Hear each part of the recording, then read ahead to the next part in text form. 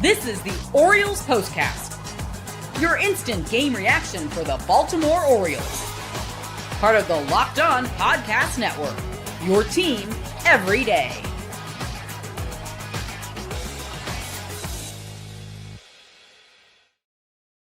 Good evening, everyone, and welcome to the Baltimore Orioles POSTCAST. My name is Luke Slabaugh, and I am here to say welcome one and all to the show of a lifetime. I was so excited to start this show today that I forgot to plug in my microphone. Welcome one and all to the Baltimore Orioles POSTCAST. My name is Luke Slabaugh. We are discussing a 12-0 win for the Baltimore Orioles over the Houston Astros. The O's take 2 games of 3 from Houston down at Daikin Park, and they score 23 runs over the span of 3 games. Go ahead, if you're new to the chat, if you're watching this for the first time, go ahead, leave a comment. Let me know who your player of the game is. Super excited to see this full lineup engage. This is a big league lineup.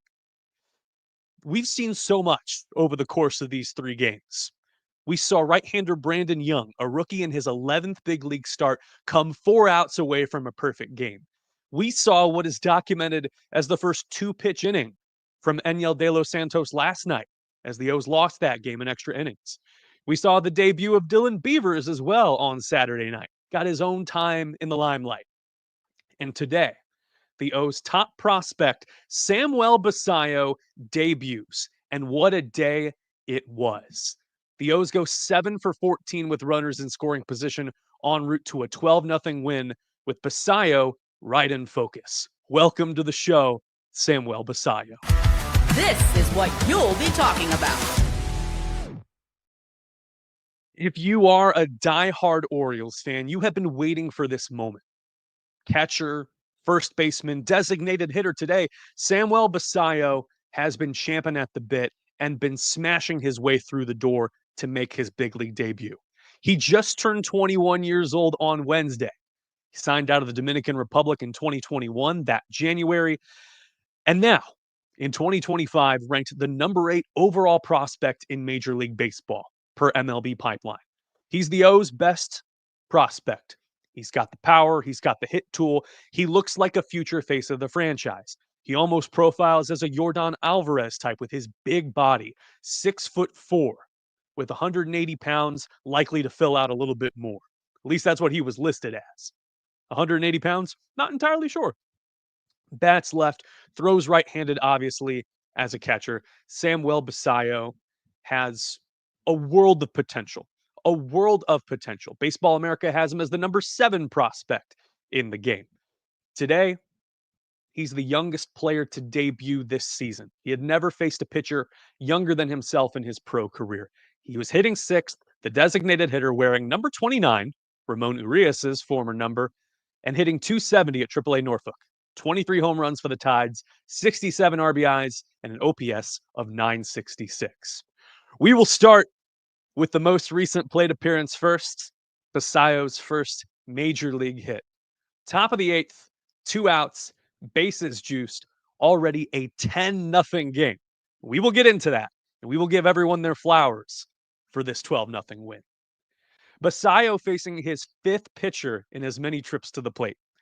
Enyel De Los Santos, aforementioned right-hander. Ball 1 to start the sequence, a changeup in the dirt. Basallo laying off the pitch for the first time in his career, his first pitch in that at-bat. Ball 2, a fastball at 94 outside. Basallo intrigued and lays off. Then a four-seam fastball tailing towards the outside corner. He fouls back. 2-1. And then he gets a juicy one.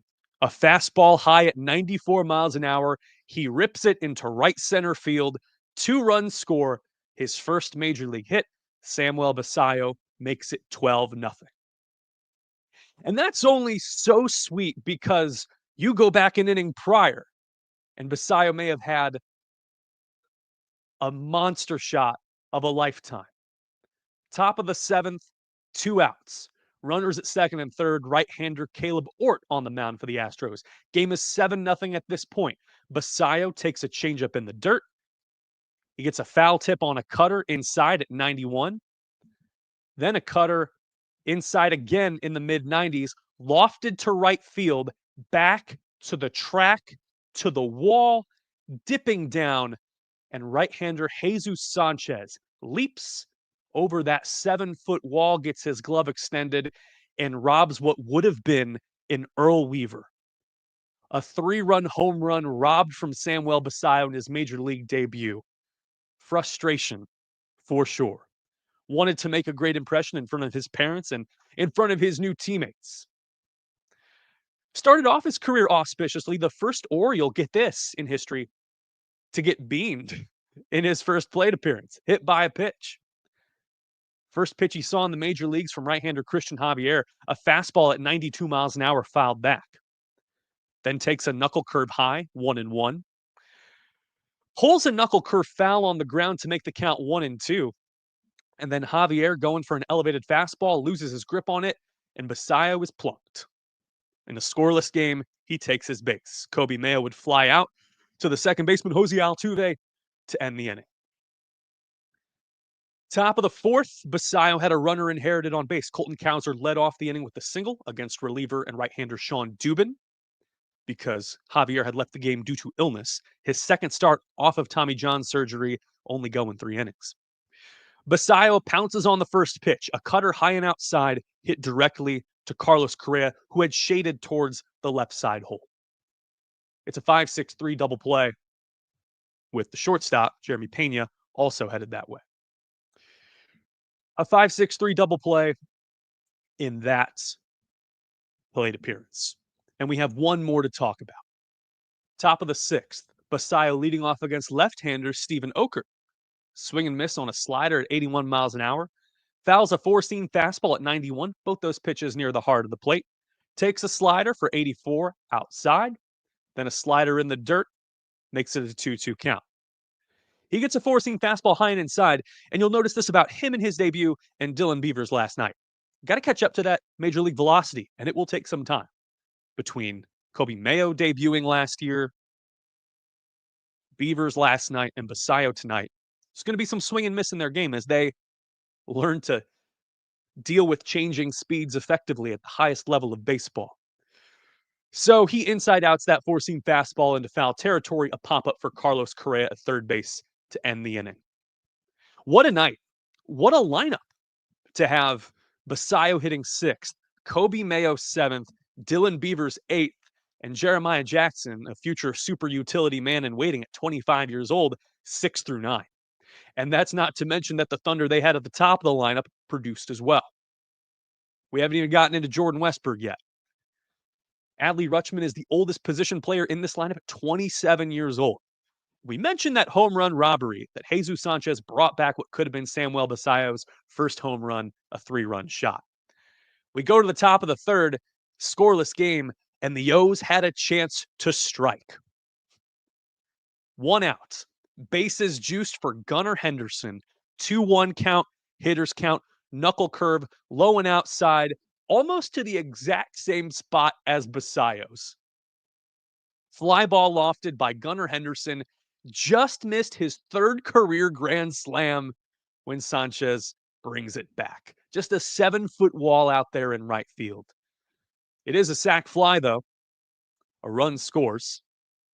Jeremiah Jackson comes on in, and it is a 1-0 ball game. The O's had that lead. Sean Dubin there in the top of the 5th. They get a chance to crank it up, and for that, we turn to the bottom of the order, and those young Bucks getting a chance to step up. Time to reveal where the game was won or lost. It's the turning point. It occurred to me last night, and it really fully formed in my mind today. You know who Dylan Beavers reminds me of? Like a younger Sean Green. You remember Sean Green, late 90s, early 2000s, came up with Toronto, had some 40 home run seasons with the LA Dodgers, had a 4 home run game as well, the highlight of his career. And it kind of profiles the same way. Green was shorter, and Beavers has a little bit more muscle to him, a little more stockiness to him. But the swing path and the cadence, even the face a little bit, looks like Sean Green. And I like it. I like it a lot. Top of the 5th, 1-0 count on Dylan Beavers. Gets a changeup the middle at 88, hits it off the end of the bat, a single to center field. And then Jeremiah Jackson up at the plate. 2-2 count, four-seam fastball. He hits it high to right field. The hit and run is on. Beavers is out with the pitch. So maybe the best executed hit and run we've seen all year from Baltimore. You got runners at first and third. Jackson, by the way, 3 for 5 today, rather, with 3 runs scored. 13 hits in 13 games for the rookie Jeremiah Jackson. Holiday then gets a change middle low, hits it to the left side through the hole. It's a 2-0 ball game. His first multi-hit game in August. And then Jordan Westburg gets a 3-1 cutter inside. Amazing that he's able to inside out this with some power. Hits it opposite field to the right field bullpen. A 3-run bomb made it 5-0. Westburg hits his 15th home run of the year, and that ties Jackson Holiday for the current club lead. 4 runs, a crooked number with 0 outs in the top of the 5th. Jordan Westburg with his first career 5 RBI game, 4 for 5 with 2 runs scored. Go ahead and leave your votes for player of the game. We've got a lot more to cover, including a spectacular pitching performance from Dean Kremer. Normally, we like to see these shows get in and out in 15 to 20 minutes. I got to tell you, I don't necessarily see that happening today. This is the most interesting the Orioles have been all season. Now that they've brought up some of their younger guys, Dylan Beavers having a good game today. 1 for 4, but scores 2 runs and walks, shows some plate discipline. This was really exciting to see. I'm really happy that you all are here with Samuel Basallo getting the headline today. And I'm glad that you're here for the Orioles postcast. Stick with us. We got a lot more to cover here after the break. Show's brought to you by PrizePicks, the daily fantasy platform that lets you turn your football predictions into real rewards. Preseason is heating up, and college football isn't far behind. Whether you got your eye on big-name quarterbacks or breakout running backs, PrizePicks makes it easy to get in the game. Who am I most excited for this season? Bryce Young over in Carolina finished last year strong in the NFC South. C.J. Stroud giving him his flowers this weekend, saying he's one of the most talented quarterbacks he's seen in a long time. Would love to see the Panthers get back to relevance. Caleb Williams and Ben Johnson up in Chicago. Love that as well in the NFC. Chiefs, of course, always a lot to make the playoffs, it seems. A lot of things that you could bet on. Just so you know. Download the PrizePicks app today and use the code LOCKEDONMLB to get $50 in lineups after you play your first $5 lineup. That's code LOCKEDONMLB to get $50 in lineups after your first $5 play. PrizePicks. Run your game. We love FanDuel as much as we can. August 26th is here in 9 days, and it is officially FanDuel Futures Day, a brand new holiday for football fans who live for bold predictions and preseason hunches. For just 24 hours, FanDuel is giving you deals on NFL season predictions. So whether you're calling your MVP, eyeing a long shot division winner, or ready to crown your Super Bowl champ before week 1 even kicks off, this is your moment. Crown your champion in August. Could it be the Commanders? Could it be the Ravens? Could we have the Beltway Bowl for the Super Bowl? Wouldn't it be nice? CTA offer. Call to action. Visit the FanDuel app today and start planning your futures bets now, because Futures Day is one day and one day only. FanDuel. Play your game. Love it. Love FanDuel. All right, guys, back to the show.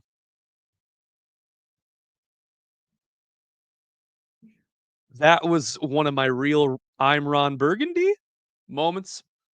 Just read CTA offer there at the bottom of the script. Who's our player of the game? This is the Locked On Player of the Game. It's Dean Kremer. Hear me out. Right-hander, pitching eventually in a blowout, holding the line early, keeps pushing despite his team absolutely teeing off. Normally, when you're up 7-0, you would expect the baton to be handed off there in the bottom of the 7th. But Dean Kremer pitched that inning flawlessly for you. 7 flawless innings for you. New career high for Dean, 114 pitches. He's said publicly that his goal is to go 200 innings in a season. And with the runway and with the injuries happening in Baltimore, why not? Most pitches by an Orioles starter since Jordan Lyles 3 seasons ago. 21 whiffs for Dean Kremer, a career high. The most dominant he has been against an MLB lineup. And for a team that was 69-54 and running the AL West, to be able to stick it to the Houston Astros, who, yes, have some swing and miss in their game, is exceptional. 7 shutout innings, 3 hits allowed, 1 walk, and 7 strikeouts. For the first time this season, Dean Kremer's ERA is under 4, 3.97. You want to talk about a back-of-the-rotation starter? Dean Kremer has shown that he heats up after April, and he has stuck to that brand. 21 whiffs, I mentioned. 8 on the split-finger fastball, 6 on the cutter, 5 on the four-seam, and 2 on the curve. Saw it pretty early, going up against Jesus Sanchez early on, bottom of the first. Had a runner on Carlos Correa, and ends the at-bat with 5 straight splitters, able to get Sanchez to swing and miss for the strikeout. Bottom of the 4th, really impressive. Jose Altuve working from a 3-0 count to 3-2. Got him full and got him to chase the cutter away. Retired 7 in a row at that point. Then ended the inning with an 8-pitch at-bat against Yainer Diaz. A cutter on a 3-2 count, low. An 8-pitch battle ended. He also, in between that, with Sanchez hitting a ground ball to Jackson Holliday, and Kobe Mayo drifting over that way with his good range, potentially making a play there in that right side hole, he gives way to Holliday. And what's Dean doing? He's sprinting to the bag. He's got that play covered. Some great PFP. So 9 hitters retired in a row. Before he walked Victor Caratini in the bottom of the 5th, but then able to turn a double play. 1-2 count to Mauricio Dubon, who was playing first base today. 4-seam fastball high. 4-6-3 double play, Holliday to Henderson to Mayo. And then strikes out Jacob Melton to end the inning on, guess what? A split finger fastball in a 3-2 count. Dean Kremer keeping his poise with runners on and in hitters counts and in full counts. Excellent stuff. Bottom of the 7th, with 1 out, Jose Altuve on base. Got Yainer Diaz to swing and miss on a splitter once again. With Victor Caratini at the plate, a wild pitch to move Altuve in the scoring position. And a 1-2 count, 4-seam fastball offered to Caratini. He lines out to Jeremiah Jackson in right field on a cutter. 114 pitches for Dean Kremer. He is your player of the game. Saw an exceptional backhanded play by Gunnar Henderson there in the field. He continues to be nails. But let's not forget just how lucky we are to watch these young players in action now. 21-year-old Samuel Basallo and 24-year-old Dylan Beavers are going to be staples in this lineup through the end of the year. And they'll be eligible for rookie status in 2026. You retool this team, get some better arms, get off to a better start, and let the youth pave the way. Get a contact hitter maybe that plays outfield. It was interesting. Beavers in left field today. Colton Cowser in center coming off the concussion list. Ryan Noda and Daniel Johnson optioned to AAA.